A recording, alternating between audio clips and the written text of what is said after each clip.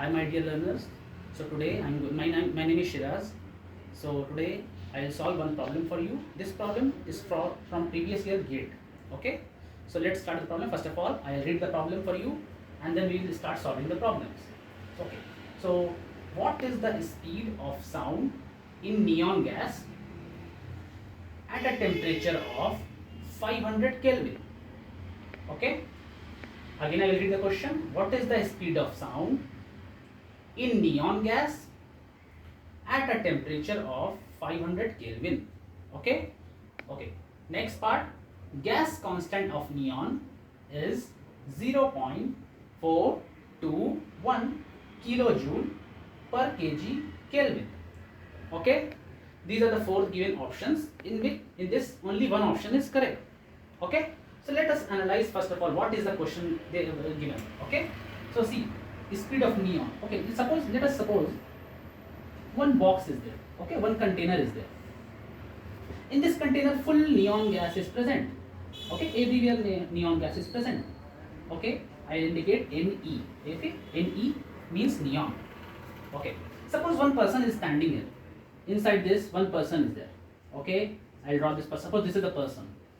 So this person, suppose he will make some sound. He will create some noise. Okay. So that sound will travel. Okay. Will travel in this direction. Means or any direction it will travel. So we have to calculate what is the speed of this sound, because our sound will travel now. When this person will create the sound, that sound will travel. Okay. So we have to calculate what is the speed of this sound. Okay. And one more thing is given. See, whatever gas is present, the neon, its temperature is also given. The temperature is 500 Kelvin. Okay. Its temperature is given and its characteristic gas constant is given. So we have to calculate the speed. How to calculate? It is very easy. There is one direct formula. What is that?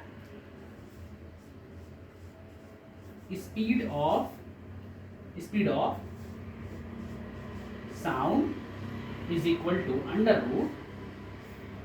root gamma r t. Okay, gamma r t. This is the speed of sound. Okay, now see here. What is T here? First of all, T is the temperature. Okay, and one more thing. See, many students will do mistake here. What mistake they will do? Suppose in question they will give you in Celsius. Directly they will put this Celsius. Suppose they will give you 27 degrees Celsius. Directly what they will do? Students will do 27. They will put it here, and final answer will come wrong. Okay. So see, always put the temperature in Kelvin. Okay. Always put the temperature in Kelvin. Okay. Next, R. Some students will do mistake here also. What they will do? R, they will think that okay, R is universal gas constant. Okay. R is not universal gas constant here. R is characteristic gas constant. Characteristic gas constant. Okay. Don't think that this R is universal gas constant. Okay. So next one, gamma. Okay. What is this gamma? Okay. Gamma, you know, it is a ratio of specific heat at constant pressure by specific heat at constant volume. Cp by Cv. Okay. So R, people will do mistake here also. What mistake they will do? Generally we think that gamma is equal to 1.44. Generally in most of the cases, okay, we take gamma is equal to 1.44. But if you will use this value here, it is wrong. Again you will do mistake. Okay. Why? What is the mistake here? See, which gas is this? Neon gas. Okay. Neon gas is a monoatomic gas. See here.